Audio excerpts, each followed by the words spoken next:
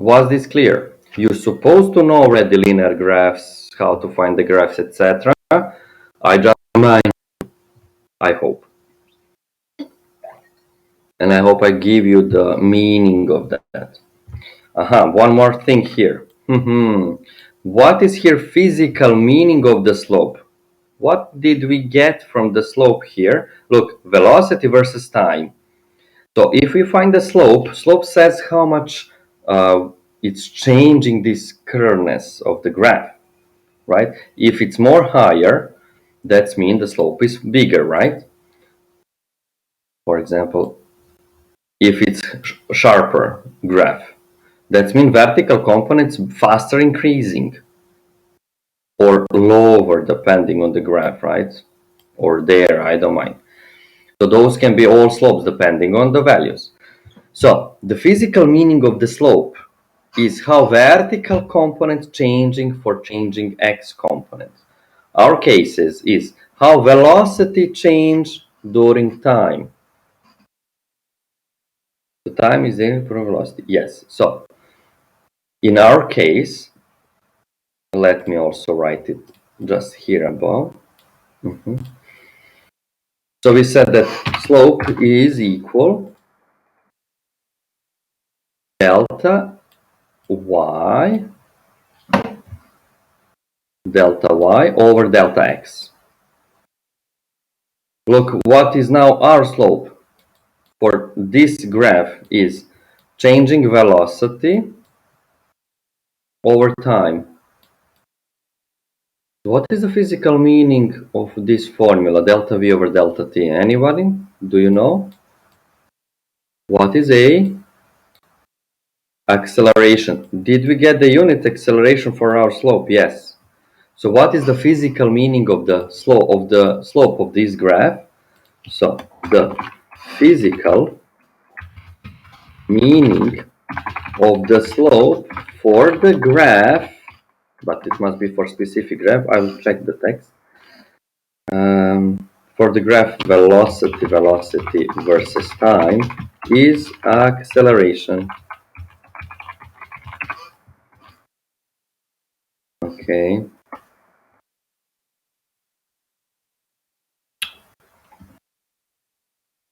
Let me check here. The first minute of the slope for the graph velocity versus time is acceleration. I will type it here.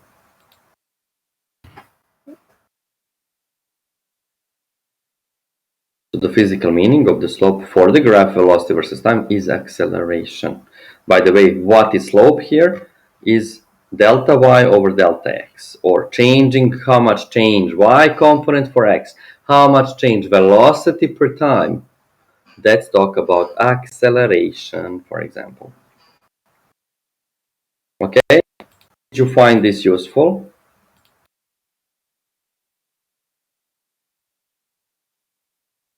I hope you did.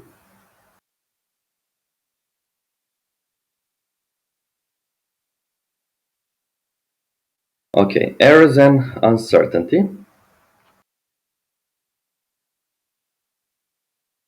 is the next presentation.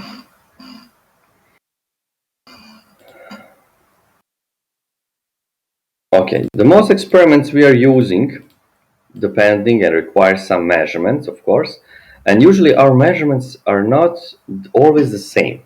If you take your ruler and start measuring the distance of your room, bedroom, whatever, you'll see that you'll need to change that ruler many times, changing its position so you can find the size of it, or you can use very big ruler, still fine. Even with the big ruler, you can measure many times. If you measure 15 times, you can find that one of them at least is different for 1 millimeter at least. So that's depending on your measurements or our measurements, because ruler didn't change its size, bedroom didn't change its size. So what can be possible error? Human errors. Or measurements, or tools, depending some, right? How we measure. Did we make straight or we make a little bit curved, so it's now a longer measurements. So somehow we can always get some differences from the true value. And these Differences or deviations from the true values we call errors. So instead of get for your size of the room 20 centimeters, you'll get 20.01. Slightly different, right? So you can say, oh, it's 20 centimeters or 20 meters the room. But that's a very huge room, but still. So these were deviations we call errors. Let's see what's mean uncertainty. Can you tell me? Do you know what's mean uncertainty?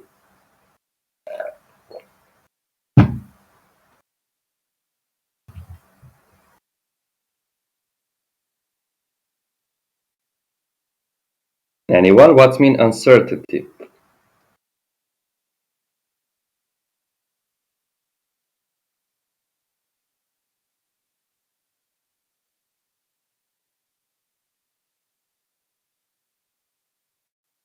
Yes, when you're not sure with something, that's mean uncertainty. Also uncertainty in our measurements. So we cannot ever be sure about 100% of the true value. Even with some digital now part and measurements, maybe beginning stuff it's not clear, or the final wall it has tiny details, atoms at least, they can change the size, right?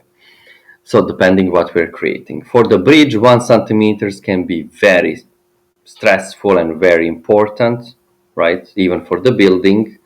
At one angle of the building, so it can give more pressure per year, etc. So that mean must be very, very precise in creations. Two sources of errors in our measurements are some limitation and in the sensitivity of instruments. So sometimes instrument itself can't give us correct value. So that's the problem of the instrument. Or some imperfection in design measurements. So are we measuring straightforward or with some curleness? So you will have different size. The length will be much bigger. When reading scales, there are two main types of errors. We will also find it out in our experiments. Some of them are random and others are said systematic.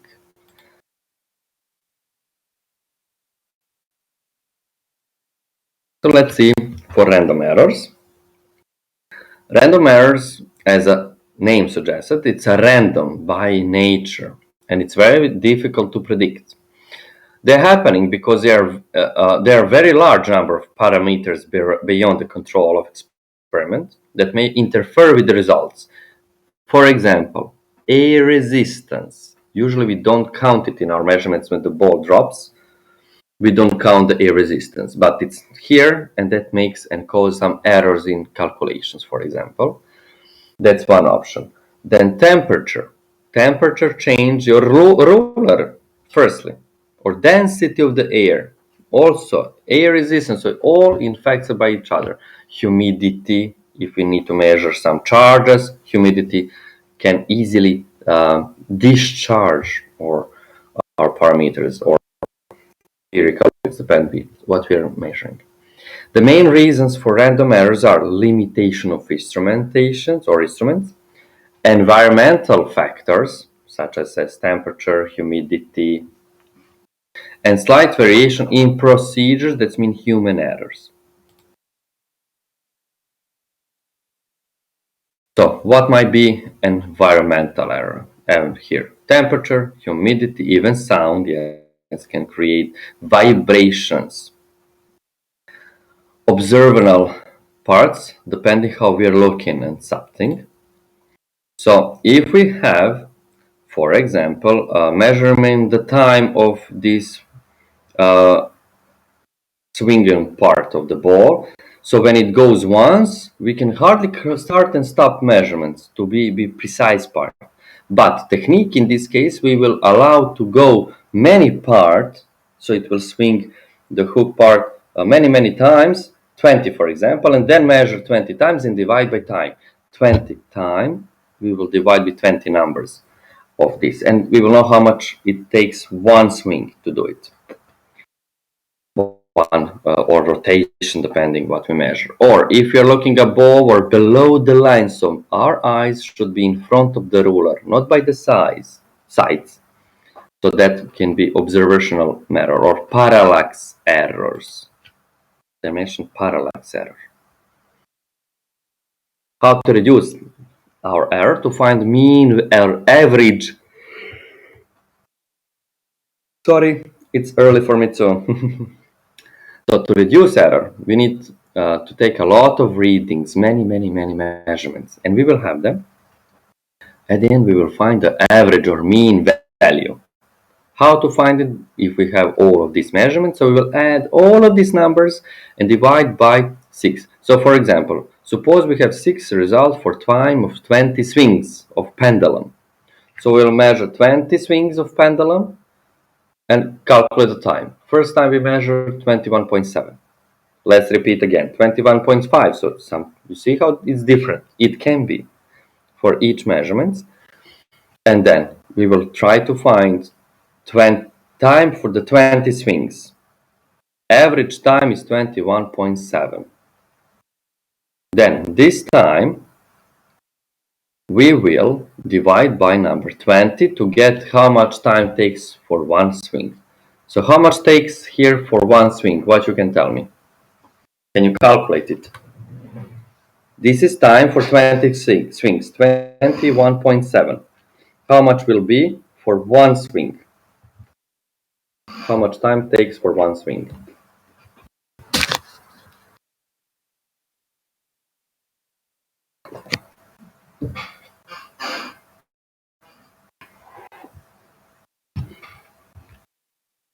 Anyone?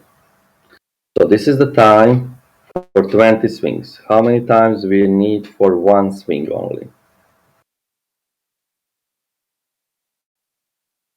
So what you need to do?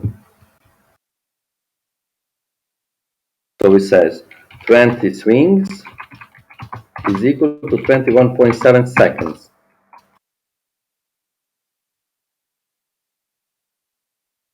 Then one swing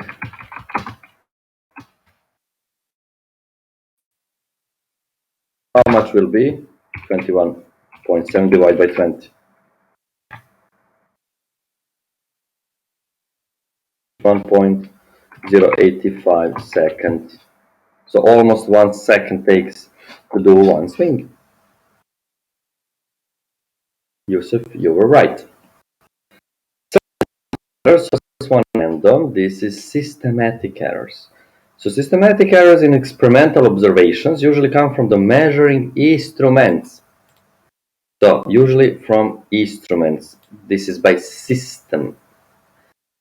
So for example, you cannot use alcohol thermometer in the areas when the temperature degrees goes to -80, or you cannot use the, let's say what, metal ruler in Kuwait. What will happen with the metal ruler when you get it out in the Kuwait in summer?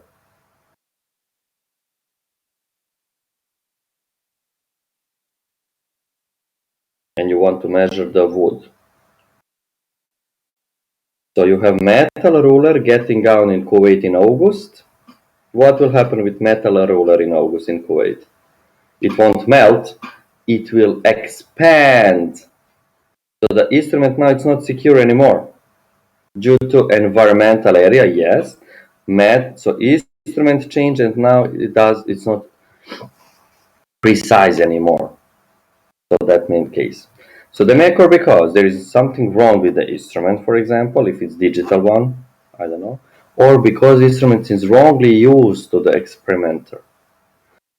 Systematic errors have an identifiable cause, produce results can considerably too high or low, or in theory can be eliminated. For example, itself instrument. A thermometer reads 102 degrees Celsius instead of 100 Celsius. In water, result over boiling too high. Okay, so that can be when instrument itself is not accurate. Then observational, so that means we don't take it observation. You stand at the angle when reading the ruler. As a result, you constantly read the value at an angle. This is parallax error. Then environmental, right? When problems in the lab surroundings lead to inaccurate results. An experiment using organic material may be affected in changes in humidity, and that means not controlled. Or theoretical, when experimental procedure, a model system, or equations create inaccurate results. When testing gravity's effects on acceleration, the effect of air friction is not included in calculations. That usually are some errors. Let's see this example. So a particular type of systematic error is called a zero error. So there is no anything on the balance, and what you can see, it says already 002 grams. So now our instrument is not calibrated. To calibrate it, there is some button 0 or fine.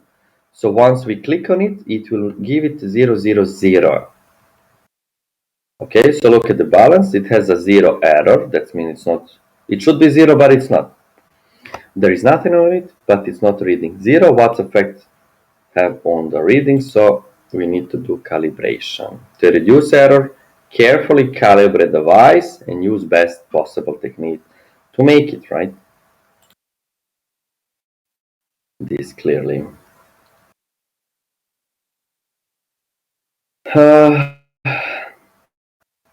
Comparison to sources. We have instrumental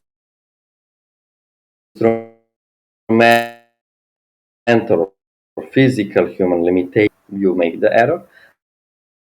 And systematic error, human limitation. For example, ruler shows you 0001 millimeter. You cannot see that part of millimeter bar naked. See, so I will round the numbers.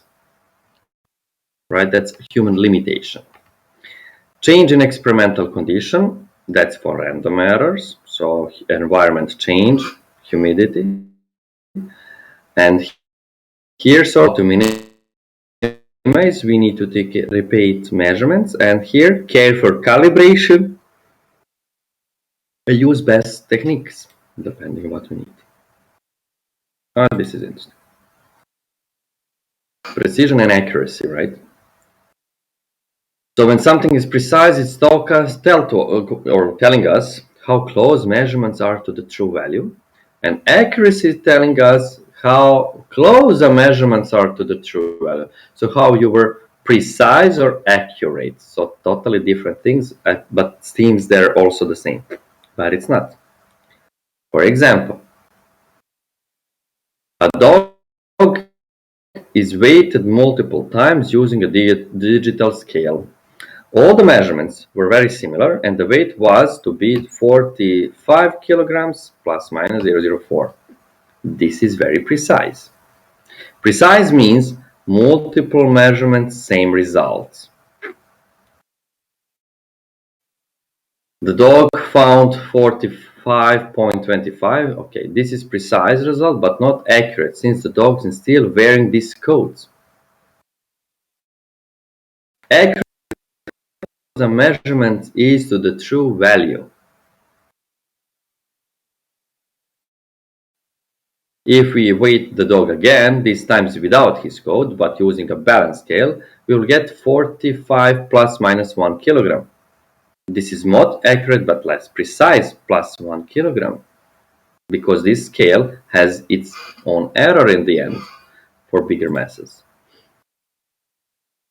If we weigh the dog on digital scales, this is now more accurate. It's 45.02 plus minus 0.001, which is 10 grams only differences, which is very, very precise. These grams even lower, plus minus.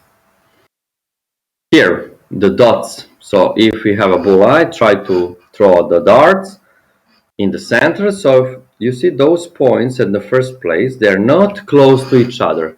They're spread. So if they're spread, they're not precise and not accurate. Now, when they will be accurate?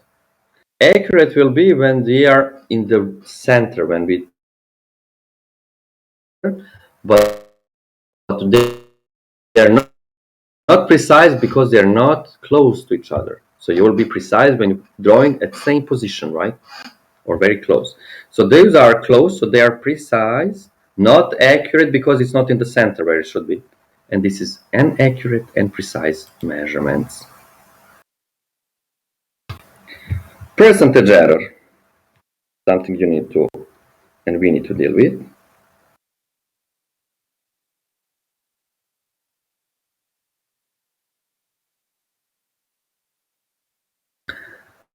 So percentage error, usually we will compare experimental values with the theoretical ones.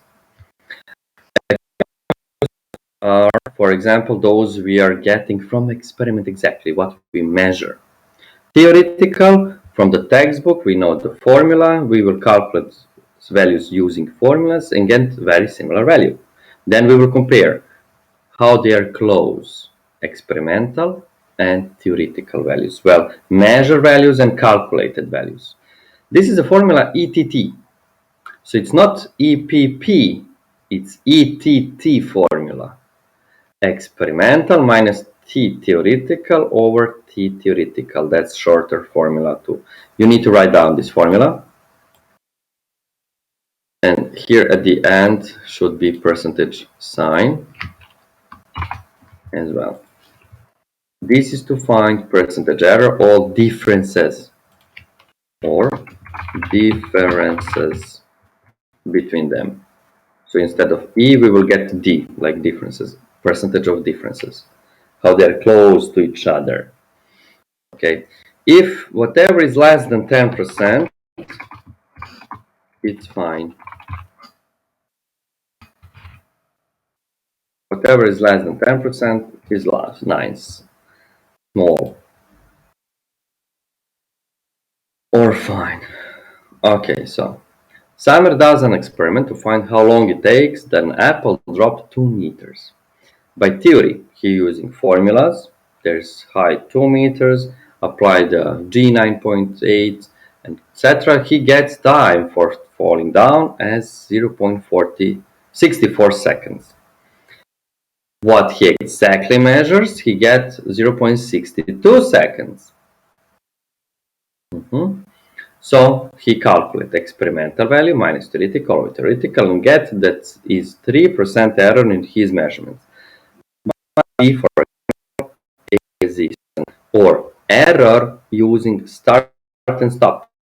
Maybe he didn't release on the same time, right?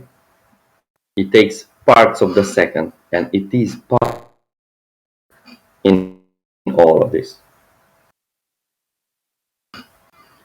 which is okay, interesting.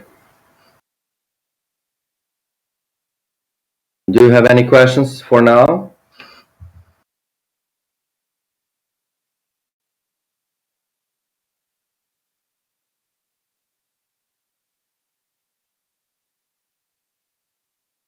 Okay, class should be ended in 10 minutes, right? At 39. 39. Okay, more than 10 minutes, 15 minutes we have still, good.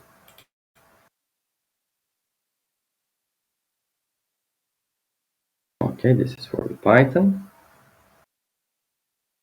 Python programming language as a state that in our cases